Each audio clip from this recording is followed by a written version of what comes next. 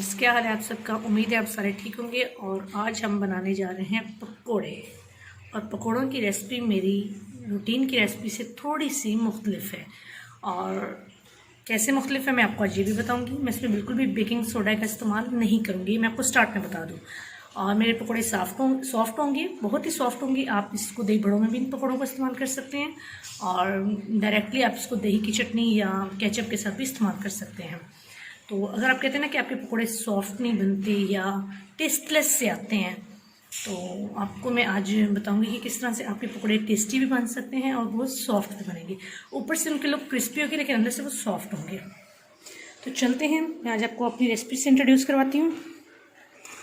Medium size का मैंने प्याज काट लिए हैं, साथ धनिया है और टमाटर है मेरे पास।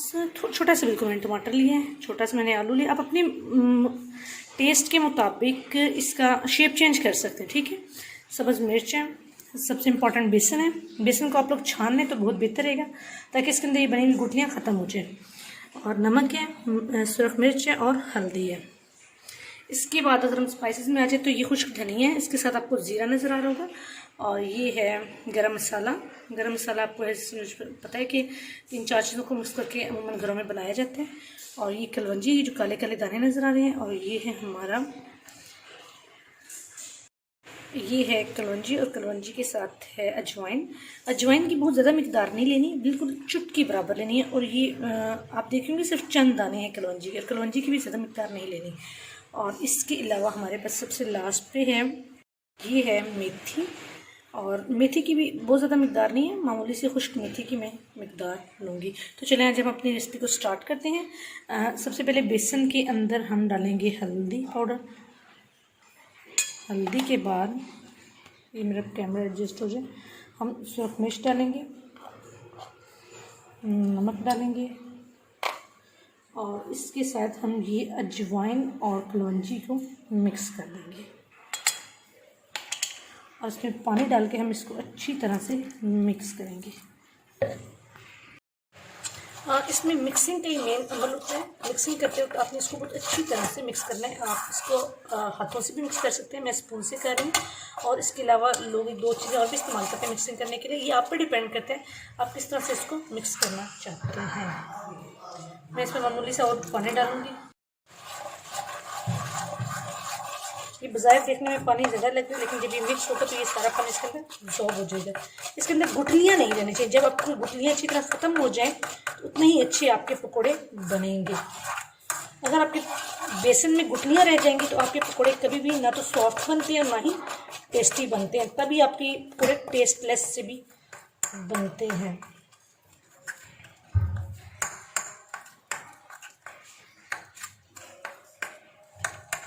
आप देख रहे हैं मैं इसकी गुठलियों को अच्छी तरह से तोड़ रही हूँ।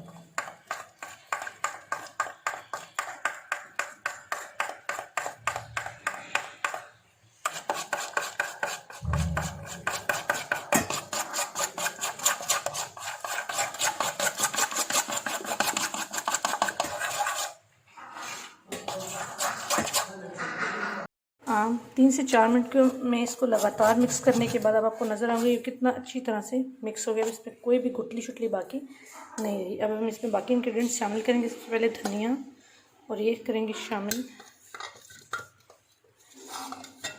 हाँ, जैसे कि आप देख रहे हैं मैंने इसमें धनिया और प्याज ऐड किए हैं। आप इसमें इसके अलावा और भी चीज़ें ऐड कर सकते हैं। आप इसमें बैंगन ऐड कर सकते हैं, आप इसमें गोभी ऐड कर सकते हैं, आप शिमला मिर्च ऐड कर सकते हैं। लेकिन मैं इसमें इस वक्त आलू, टमाटर और सब्ज़ मिर्च ही ऐड कर रही हूँ। और अच्छी तरह मिक्स ऑप्शन क्या ऐड करना चाहते हैं। तो नज़र आ रहा है अच्छी तरह से मैंने इसमें मिक्स कर लिया है। काफ़ी कलरफुल सी इसकी लुक आ गई। अब मैं इसमें खुश्क धनिया और ये जो सफ़ेद ज़ीरा, ये दोनों चीज़ें शामिल करूँगी। और ये मेथी भी मैं इसके साथ ही शामिल कर दूँगी।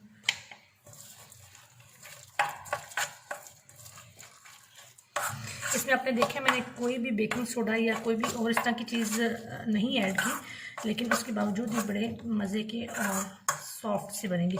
अगर आप चाहते हैं कि ये टेस्टी तो हों लेकिन थोड़े क्रिस्पी हों, तो क्रिस्पी करने के लिए आपको ये कि जब आप बेसन में पानी चनी डालते हैं तो सब उसकी डो को थोड़ा सा सख्त रख लें, ज़्यादा सॉफ्ट ना करें। और अगर आपने इसको दही के साथ या केचप वगैरह के साथ नरम इस्तेमाल करने, सॉफ्ट वाले पकौड़े इस्तेमाल करने हैं, तो तब आप इसमें थोड़ा सा मामूली सा पानी ज़्यादा ऐड कर लें, थोड़ा इसको नरम बना लें। It's up to you. अब लास्ट में इसके मैं गरम मसाला डाल रही हूँ और मैं इसको अच्छी तरह से मिक्स कर दूँगी। नहीं, ये रेडी हो गए हैं और मैं अब आपको ये फ्राई करके दिखाऊँगी।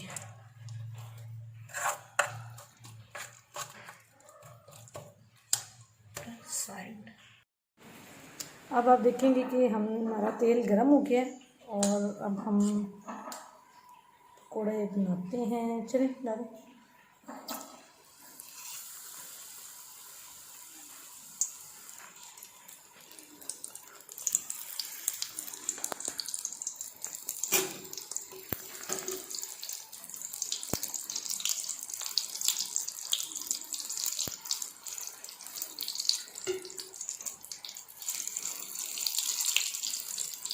कोशिश करें कि मीडियम फ्लेम के ऊपर ही आप पकौड़ों को फ्राई करें, ना इनको जलने दें, ना ही इनको बिल्कुल कच्चा रखें।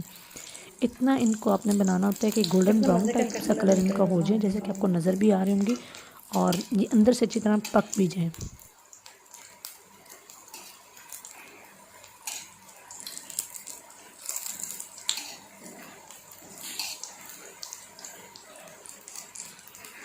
इस तरीके से आप इनको फ्राई करते जाएं।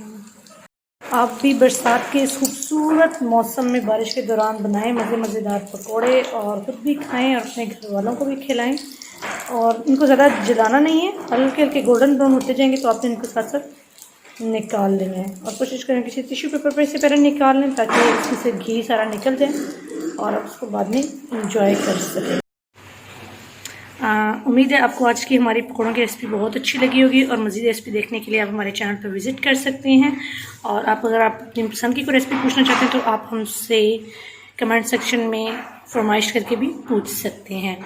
और उम्मीद है आपको बरसात के मौसम में, बारिश के मौसम में पकौड़े बहुत लुत्फ़ देंगे। खुद भी बनाएं, घर वालों को भी खिलाएं और दोस्तों को भी खिलाएं और अपने फ्रेंड्स और फैमिली के साथ ये रेसिपी शेयर भी करें। अगर वीडियो अच्छी लगी हो तो प्लीज़ शेयर कीजिएगा और लाइक का बटन ज़रूर प्रेस कीजिएगा और हमारे चैनल को सब्सक्राइब ज़रूर कीजिएगा। Thank you for watching. Allah हाफिज़।